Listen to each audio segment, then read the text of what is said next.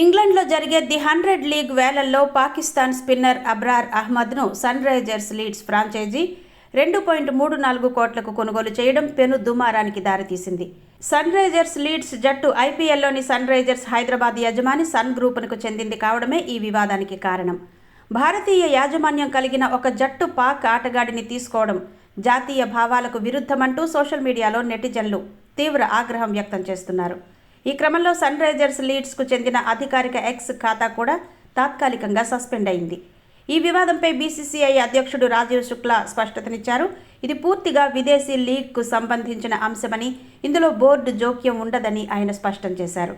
లండన్లో జరిగిన ఈ వేలంలో సన్ రైజర్స్ సీఈఓ కావ్య మారన్ స్వయంగా పాల్గొని అబ్రార్ను దక్కించుకున్నారు.